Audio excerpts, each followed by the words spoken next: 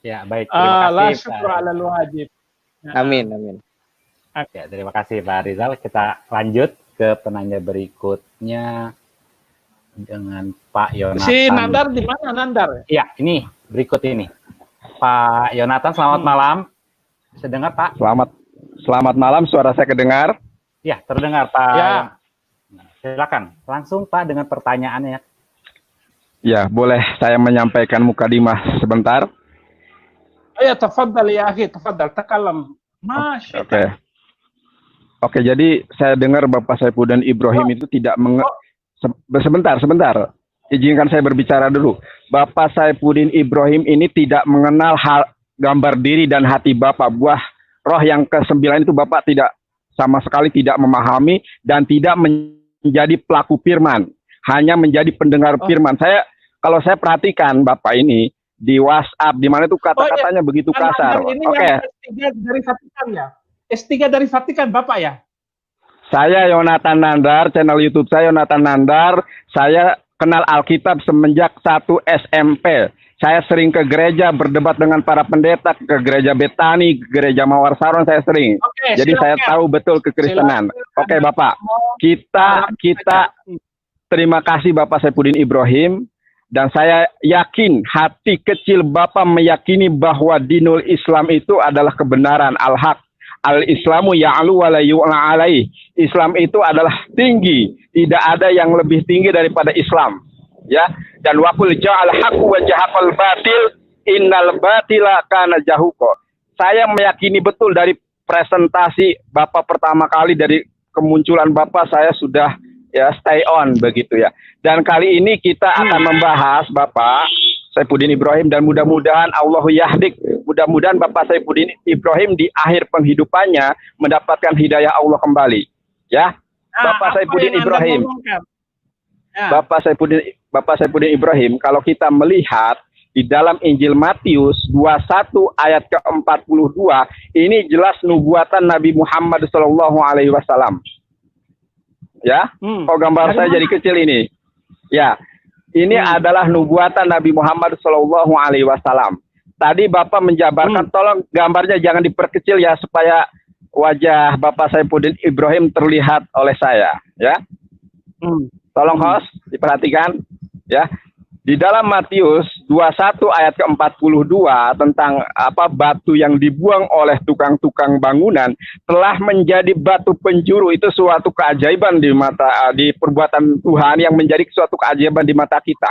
Ini adalah representasi dari Nabi Ismail, karena Ismail itu adalah turunan budak yang tidak diakui, begitu kan?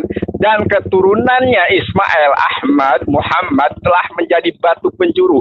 Dan tadi Bapak menjelaskan bahwa uswatun hasanah itu tidak ada korelasinya, Bapak. Saya katakan demikian ya.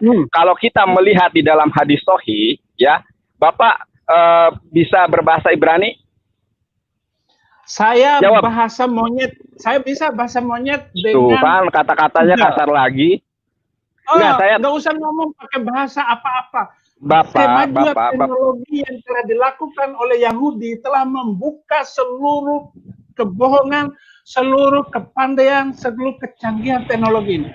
Gak usah ngomong ngajak-ngajak saya. Bapak Saifuddin Ibrahim. Dengarin, saya punya bahasa Arab. Terima kasih. Terima kasih, akan tetapi Waraqah bin Naufal sudah menerjemahkan Alkitab ke dalam bahasa Arab. Nah, ini salah satu contohnya. Saya paham betul. Kamu sengaja untuk menjatuhkan saya kan? Enggak, bukan Bapak, bukan. Ya, berarti Bapak mengikuti keinginan daging. Bukankah di dalam 5 Galatia 5 tuh. Jangan menghakimi orang. Makanya saya bilang jangankan bahasa Ibrani, bahasa monyet saja saya tahu dengan Google. Gitu. Bapak baca Galatia 5 ya. Bapak kok tidak kooperatif sih? Saya akan lebih muda dari Bapak. Kamu ini menguji, jangan bertanya ataupun menekan lawan debat kita dengan menguji gitu. Bukan Bapak sayang. Ngomong aja bagaimana. Oke. Saya kooperatif. Jangankan Bapak ya. Dr. Muriwali, Dr. Perbum Peritatis tidak mengerti bahasa Ibrani. Padahal bahasa Ibrani ini merupakan bahasa asli dari Perjanjian Lama. Sedangkan bahasa asli dari bahasa Ibrani. Waraqah bin Naufal yang menikahkan Muhammad dengan Khadijah, dia menerjemahkan Alkitab dalam bahasa Arab. Nah, ini saya sudah pegang salah satu bagian dari yang diterjemahkan oleh Waraqah bin Naufal. Saya lebih senang dalam bahasa Arab daripada bahasa Ibrani maupun bahasa Yunani. Nah, sekarang apa bedanya? Apa susahnya? Oke, Bapak, kita langsung ke pembahasan Bapak ya. Oke, jadi itu lebih bagus. Gitu aja. Jadi Bapak, jadi sebetulnya bahasa Yunani atau tidak, itu menghina namanya. Iya, Bapak Saifuddin Ibrahim yang saya hormati, yang saya kasihi. Saya ini pelaku firman, bukan hanya pendengar firman. Saya itu bukan Kristen Natal yang ke gereja pas Natalan doang. Saya bukan seperti itu. Saya lebih Kristen daripada orang Kristen. Oke ya Bapak Saifuddin Ibrahim. Saya itu mengerti betul gambar diri dan hati Bapak, kasih, sukacita, damai sejahtera, kemudian murah, bersabar, dan yang terakhir buah roh itu adalah roh yang ke-9, penguasaan diri. Harusnya Bapak lebih memberikan contoh yang baik dong Pak. Faliyakul khairon aw liyasmut, berkata yang baik, benar atau diam. Nah, oke Bapak ya. Sekarang kenapa langsung gitu, nggak usah diembel-embelin dengan inilah pelaku firman lah, nggak usah mudi diri. Gitu. Kiranya Bapak suatu saat menjadi pribadi baru, manusia baru di dalam iman dan Islam. Haleluya, amin. Haleluya. Haleluya itu kan. Haleluya, Bapak tahu nggak bahasa apa? Bahasa Ibrani, artinya itu alhamdulillah, pujilah Tuhan. Jadi tidak masalah saya mengatakan haleluya. Oke. Nah, oke Bapak yang terhormat, Bapak yang saya kasihi. Nah, kalau kita melihat batu penjuru di dalam Injil Matius itu, saya sampaikan terlebih dahulu ya, agar nanti paham. Injil itu kan ada Injil 4 ya, Injil Matius, Markus, Lukas, dan Yohanes. 3 Injil sinoptik, 1 Injil non sinoptik, yaitu Injil Yohanes. Injil yang tertua itu Injil Matius adalah Injil bahasa aslinya itu dulunya bahasa Ibrani, akan tetapi ada pembahasan, nggak usah banyak cincong, terlalu banyak ngomong kami itu gitu loh. Oke Pak Saifuddin Ibrahim. Nah, kalau kita melihat, kalau kita melihat Pak Saifuddin Ibrahim ya, di dalam Matius 21 ayat ke-42 tentang batu penjuru, batu di dalam bahasa Ibrani adalah eben. Ya, itu batu.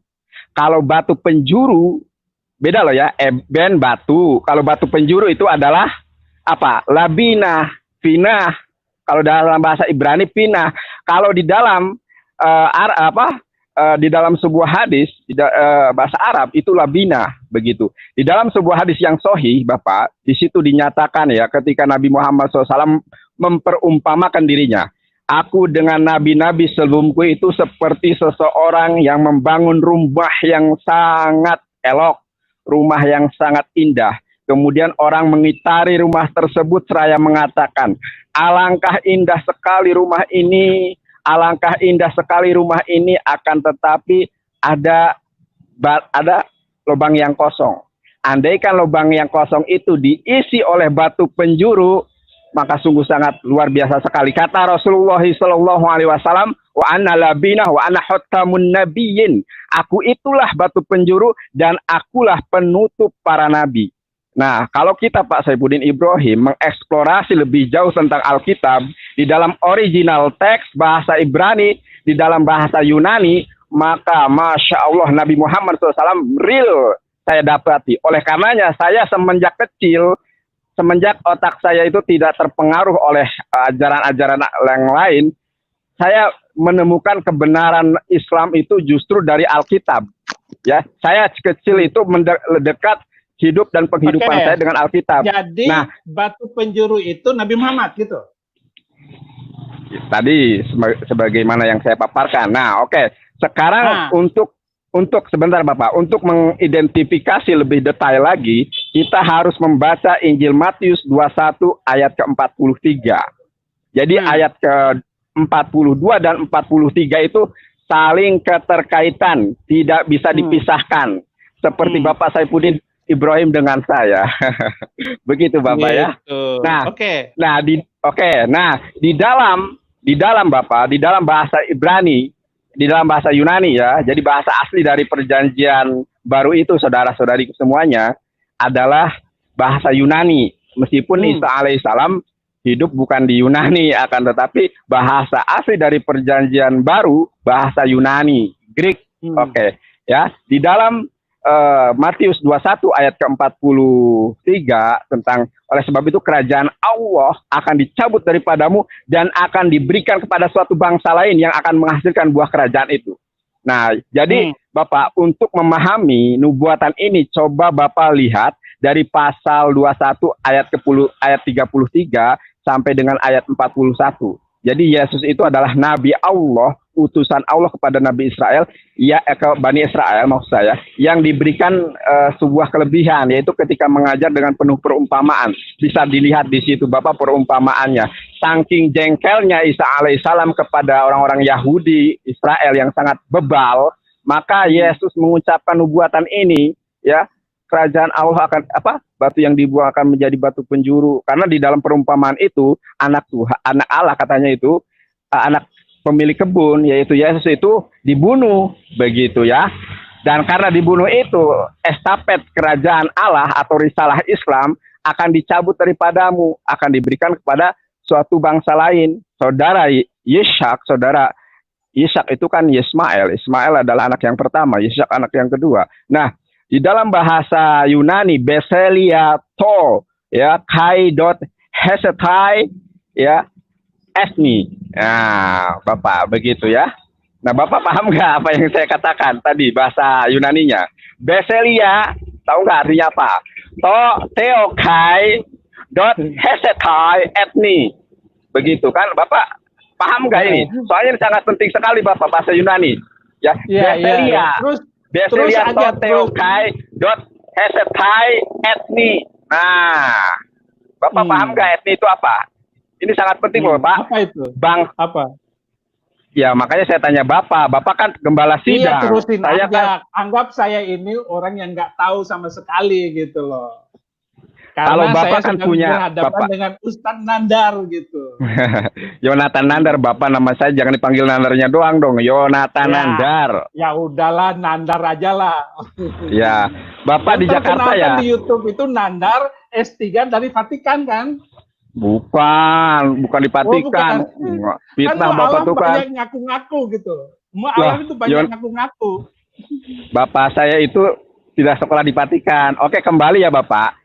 Oke. Apa yang dimaksud dengan apa yang dimaksud dengan etni di dalam Matius 21 ayat ke-43 tersebut, Bapak? Tolong jelaskan dan Anda mohon kepada pribadi Tuhan yaitu Roh Kudus. Roh Kudus itu kan Anda percaya sebagai penolong, pemberi sukacita, pelepasan dan lain sebagainya. Sekarang saya minta Anda minta kepada Roh Kudus untuk mengkandaskan saya di dalam perdiskusian kali ini.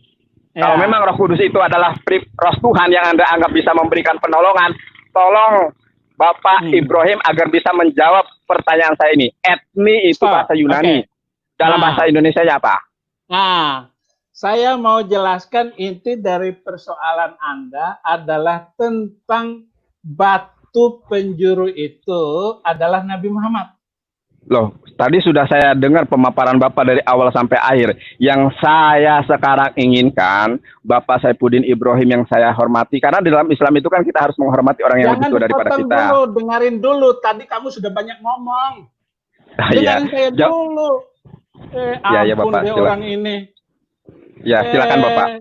Kamu sudah saya izinkan masuk loh, Nandar. Terima kasih Bapak. Memuliakan sekarang. Ya, baik Bapak, Bapak Gembala.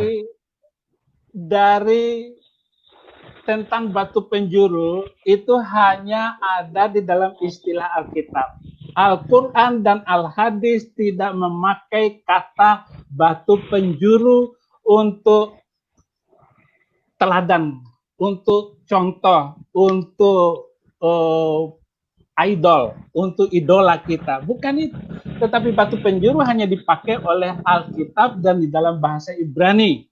Gitu. Nah, Hajarul Zawiyah, yaitu batu penjuru. Nah, batu penjuru itu tidak diarahkan kemana-mana.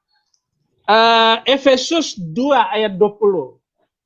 Halo, tolong moderator tampilkan Efesus 2 ayat 20. Efesus 2 ayat 20.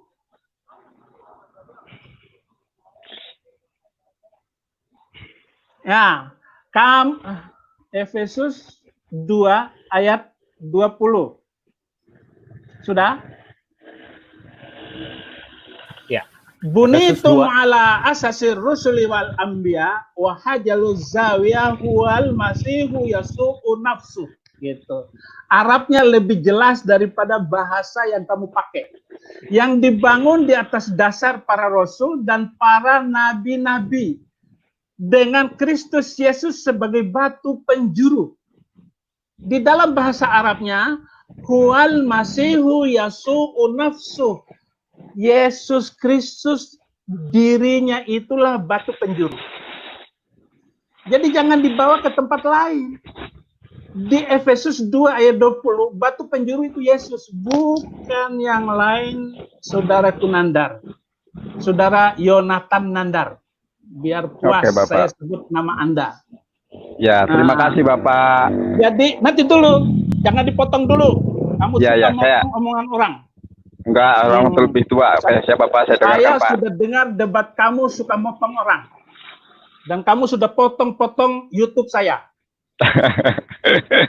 Bagus kamu, otakmu culas. Gitu. Culas sekali. Mengikuti keinginan daging. Galatia 5 ayat 19. Bapak mengikuti keinginan daging. Kemudian Kisah Rasul 4 ayat 11. Bahwa Yesus itulah batu penjuru. Ya. Yesus itulah batu penjuru. Kisah Rasul 4 ayat 11. 4 ayat 11 demikian. Hadza huwa al-hadarul ladzi rafadatumu ayyuhal bannaun fasara ru'saz zawiyah. Fasara ru'saz zawiyah. Ru'saz zawiyah, saya pakai Alkitab berbahasa Arab. Di mana Alkitab berbahasa Arab itu pertama kali yang menerjemahkan dalam bahasa Arab adalah Waraqah bin Naufal, yaitu pamannya Khadijah. Itu sebabnya saya pakai bahasa Arab. Karena lebih bagus bahasanya. Saya senang dengan bahasa Arab karena bahasa yang luar biasa adalah bahasa Arab. Saya tidak memakai bahasa-bahasa itu. Gitu. Nah, demikian. Yesus adalah batu yang dibuang oleh tukang-tukang bangunan, yaitu kamu sendiri. Namun ia telah menjadi batu penjuru. Nah, dengar itu baik-baik, Nandar. Gitu. Ayat 12-nya, la hulosa illa biyasu. Tidak ada keselamatan tanpa Yesus. Jadi keselamatan hanya dalam Yesus. Dan tidak dalam terjemahan Indonesia kurang bagus. Dan tidak ada keselamatan di dalam siapapun lainnya, karena tidak ada nama lain di bawah langit diberikan di antara manusia yang oleh nama itu kita dapat diselamatkan.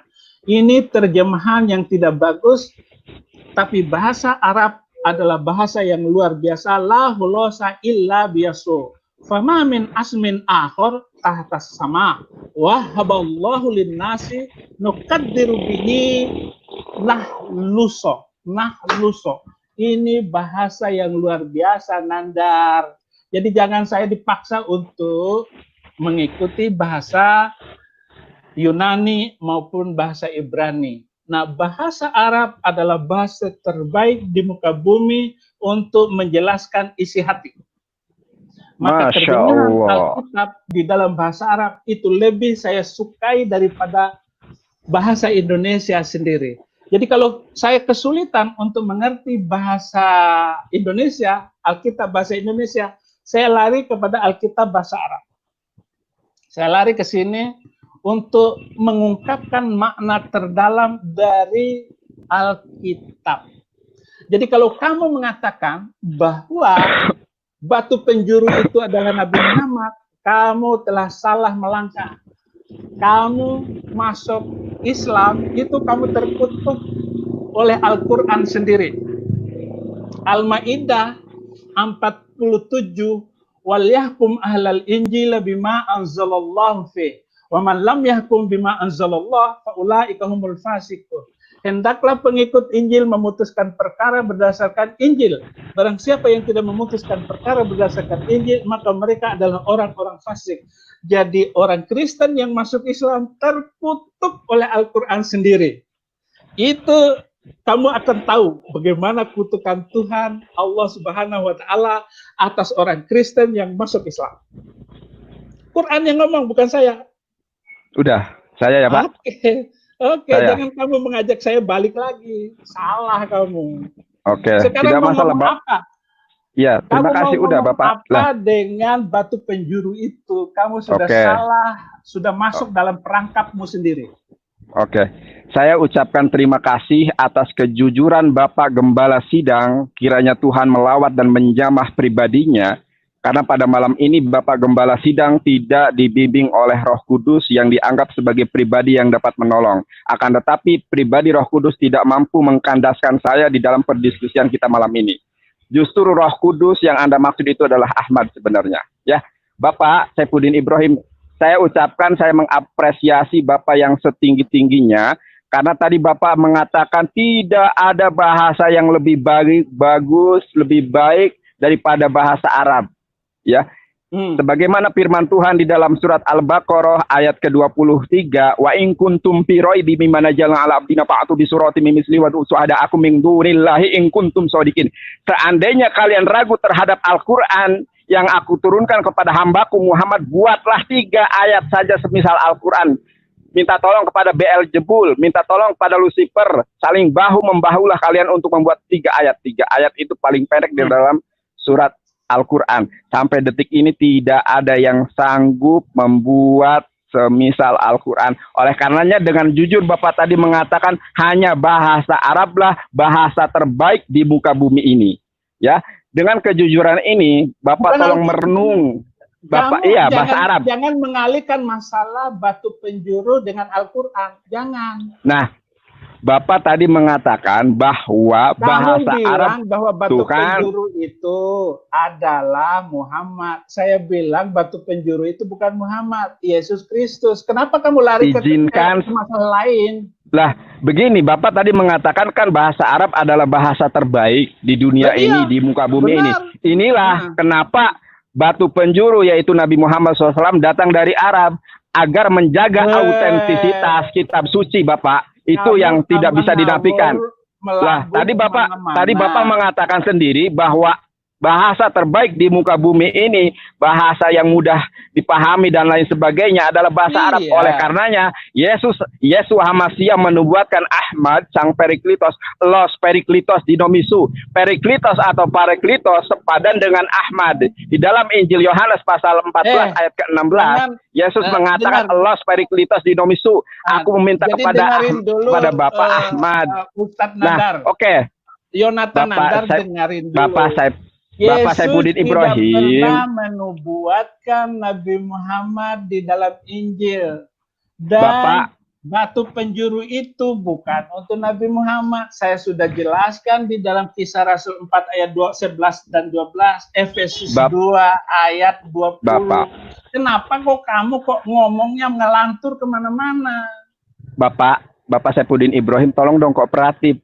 Bapak dari bukan tadi kooperatif. Kamu itu keluar dari jalur. Pertama kita membahas batu penjuru itu, kata kamu Nabi Muhammad. Saya sudah jelaskan bahwa di beberapa banyak ayat yang dimaksud batu penjuru itu Yesus Kristus. Kenapa kok kamu lari mengambil omongan saya bahwa bahasa Arab terbaik di muka bumi? Memang saya katakan itu. Kenapa kamu ngomong ngawur begitu loh? Bapak Saifuddin Ibrahim, jaga attitude-nya. Ini dilihat oleh seluruh dunia, mewakili representasi dari Bapak sendiri. Melihat siapa yang ngelantur, apakah Nandar, apakah saya. Lah, saya hanya ingin mau pembicaraan batu penjuru itu bukan Nabi Muhammad, tetapi Yesus Kristus. Berdasarkan ayatnya ini. Oke, saya mengomentari Efesus saja deh. Bapak kan ahlul Quran, Bapak kan ahlul hadis, ya. syarat syarat hadis sahih itu apa saja sih, Pak? Oh, lain cerita. Kamu menguji saya lagi, sama dengan bukan menguji, bisa bahasa Yunani atau enggak gitu. Ini saudara-saudari sekalian, Bapak Saifuddin Ibrahim ternyata bukan ahlul hadis, bukan ahlul Quran. Terbukti saudara. Oke, Bapak. Oke, terserah kamu mau mengatakan monyet, terserah. Saya tidak akan terganggu, Nandar, gitu loh. Bapak, saya mengatakan Efesus aja deh. Efesus itu, Bapak, adalah perkataan tulisannya siapa, Bapak? Bapak harus objektif. Surat dari Paulus kepada jemaat di Efesus. Paulus yang lebih dekat zamannya dengan Yesus, dan Paulus itu sendiri telah mendapat perintah dari Yesus untuk menjadi rasulnya, utusannya. Bapak, di dalam ya kisah KSP, kisah para rasul, kesaksian Paulus itu berkontradiksi. Pasal 22 ayat 9 itu ya, ketika dia memberikan kesaksian tentang keimanannya saja, dia itu dikatakan melihat Yesus. Di ayat lain cuma mendengar, akan tetapi tidak melihat rupanya. Dan kalau kita melihat ya, track record Paulus ini kan dia itu membantai murid Yesus, ya, memusuhi dan lain sebagainya. Inilah sebelum bertobat, Paulus itu jahat, pembunuh, penista. Tetapi setelah bertobat, Paulus tidak pernah membunuh, tidak pernah menghina, tidak pernah membunuh, tidak pernah berperang, tidak pernah bawa pedang. Bapak, ya bawa pedang. Kata Yesus, aku nanti nggak melebar kemana-mana ya. Ini aja, ya. Paulus itu kalau di dalam syarat hadis sahih itu kan harus sikoh. Mungkin sekarang Bapak udah paham sikoh itu apa, Bapak? Harus dogi, tidak ada syak, tidak ada. Saya nggak tahu itu. Masya Allah. Saya sikoh. Tuh kan, ya. Kalau di dalam hadis, Bapak, kalau saya mensejajarkan Alkitab dengan Al-Hadis saja, itu tidak lebih dari hadis doib begitu kan. Apalagi kalau kita melihat karakter Paulus yang ucapannya itu plin-plan. Di ayat lain mengatakan aku mendengar Yesus tapi tidak melihat Yesus. Di ayat lain lagi malah sebaliknya, aku melihat Yesus tapi tidak mendengar suaranya. Berkontradiksi. Kalau di dalam hadis orang pembohong macam ini udah dibuang hadisnya, mardud, tertolak. Bisa jadi hadis maudhu. Makanya di dalam hadis itu, Bapak, ya udah, tadi kan sebenarnya sekarang kamu sadari dirimu, orang Kristen masuk Islam terkutuk oleh Al-Quran sendiri. Gitu aja, enak. Terkutuk bagaimana? Jadi, kamu lebih bagus dari Paulus daripada Yonatan Nandar kalau begitu dong. Al-Quran yang ngomong. Kalau terkutuk bagaimana, Bapak? Justru Bapak, kalau ada yang begitu, gitu. Misalnya kamu menguji saya, apa ngerti kata sikoh? Ngerti nggak bahasa ini, bahasa itu? Ungkapkan apa yang kamu maksud. Udah selesai. Jangan seolah-olah menutup diri apa yang saya katakan bahwa batu penjuru bukan Muhammad. Sekarang kamu lari kemana-mana, lari ke Paulus, lari ke sana kemari. Kita kembali ke pertanyaan saya. Beseli atau teokai, ya, dot hesetai etni. Etni itu bahasa Yunani. Kalau di dalam bahasa Ibraninya apa, Bapak? Coba, ya. Kerajaan Allah akan dicabut daripadamu dan akan diberikan kepada etni. Etni itu bangsa padanan lain. Kata di dalam bahasa, ya etnos.